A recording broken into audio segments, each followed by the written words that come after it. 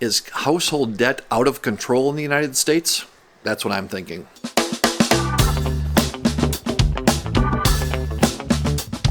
I've been hearing a lot of stories, perhaps maybe getting questions from clients and friends just about some of the reports on the level of debt that Americans are in. You know, it's at all-time highs. Like, how do you think about that?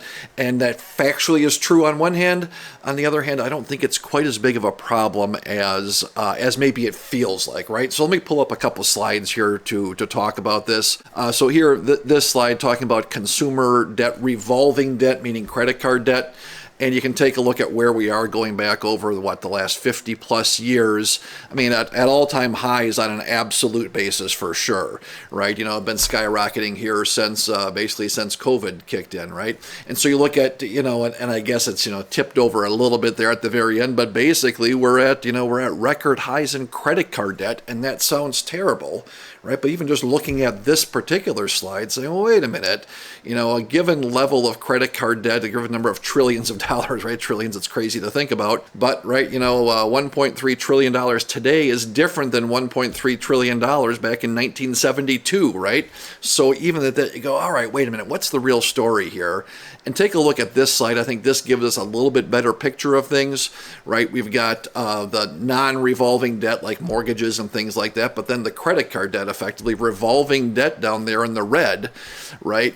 You take a look at that, and that has been relatively flat over the last, I mean, going back really for the last 15 or so years, almost 20 years, right?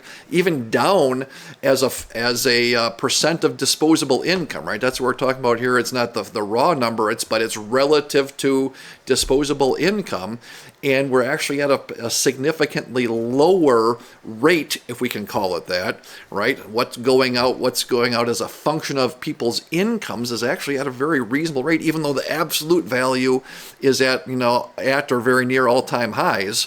And we'll pull up one other graph that kind of depicts that a little bit more closely. Now, this is all household debt, right?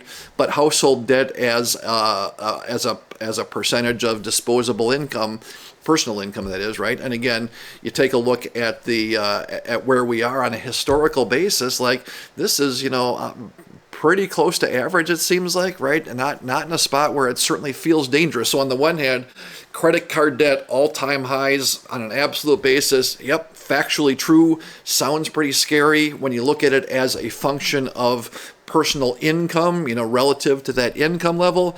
It actually seems like it's at some pretty reasonable rates. So that's not something that worries me about where we are in the economy and the spending cycle on things. Some of those other things that we talked about, some other leading economic indicators, we'll put a post or we'll put a note in the comments here if you want to take a look at that previous episode. There are some other things that do indicate that we might be headed, for some cloudy skies in the economy, but it's not because of credit card and consumer debt, despite what you might hear in the news. So that's what I'm thinking. As always, interested in knowing what you're thinking. Is this new information? Are you aware of these things? I'd like to look at things from a different standpoint, but I'm interested in knowing how you view these things. Jot a comment in the comment box, and let's have a conversation. And as always, thanks for watching.